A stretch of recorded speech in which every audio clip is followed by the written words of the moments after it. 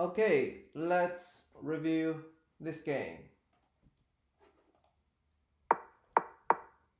So the game started with Italian opening, knight f6, knight c3, d6.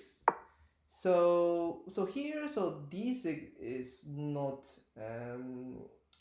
I mean it's not common. So we can play either bishop c5 to develop bishop or even knight e4. So if you take the knight, we can play d5 to fork these two pieces. And for example, like after this couple of moves, black will have a very good center pawn. And on the other hand, for white, after knight f6, so we can play d3. And later we can decide whether should we move knight to d2 or c3. And also the d3 pawn can open up this diagonal, so we can develop this doctorate bishop if we want. So d3 is something I recommend rather than knight c3. So d6, and we play h3. So actually we can play knight g5. So now we can attack f7, and it's really hard for black to handle this. Like bishop e6, black will lose a pawn, and if d5, and we can take. So if knight a5, we can check, and if, for example, c6, take, and we can move bishop to a4. And this position is different from what we talked about in some previous games. That was like after knight f6, white played knight g5 immediately, and after d5, so we can compare the positions. So after this couple of moves, without knight being at c3, even though white has won a pawn, white have like piece developed in a not in a good way, because these two pieces are separated, and also the d pawn is low in the position. Black can divide pieces very quickly and also attack the knight and also attack the center. So, but in this game, since knight has already moved c3, like we can play g5, because if black push d5, black will waste one move. And this is how we punish d6. So during this game, white played h3. This is a little bit passive, and bishop e7, d3, h6, bishop e3, castle, and this position is very equalized. a5, rook e1, or maybe we can play knight d2 and f4. We can push the f pawn to open up the f file. So this is also something we can do. So rook e1, bishop e6, d5. So I think d5 is a little too early, because white has a rook aiming at e5. So maybe we can trade the bishop first, and then we can play d5. So the reason is, if white take the pawn, we take that, and black can take the knight with the queen, and the queen is at the center protecting e5. And this queen is solid, and black has a very good control of the center.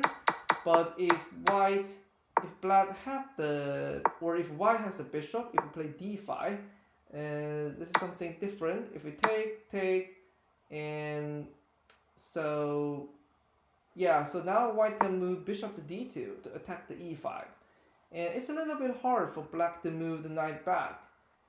Because after trading the bishop, black will have this very ugly double pawns, and it's also very hard for black to protect the pawn. If knight take, we can take, so we have three pieces attacking e5. And if you take, now if you move queen to d5, you will lose the pawn. So this is how we handle piece exchange. We need to find the best outcome. Maybe change the order of trading pieces. So my conclusion is, it's better to trade the bishop first and then push the pawn to d5. But in this game, white didn't play bishop to d2. White trade all the pieces, and now black has a queen at center. And black's better. 92. Yeah. Okay, so how about 95? I think, yeah, so black has won a pawn. So d4 is a mistake, I think. Can we save the pawn in some way?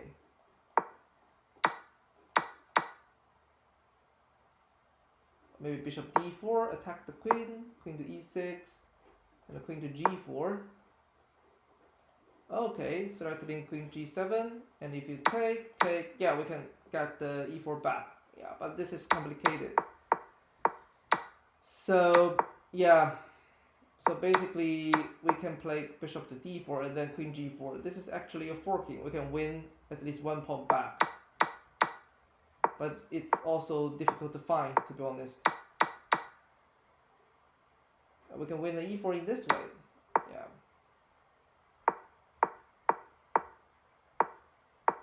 Bishop to b4, we can play c3. Why don't we play this move? So c3 can give us one more move because the bishop has to go back, right? So queen e2, we will lose b2, and also c3 will make this pawn safe, right? I think trading the rook is too early for black. So once we trade the rooks, we lose control of d file. Can we take the pawn? I think we can take the pawn first. Trade the rook and yeah, we can still take the pawn. Why don't we do that?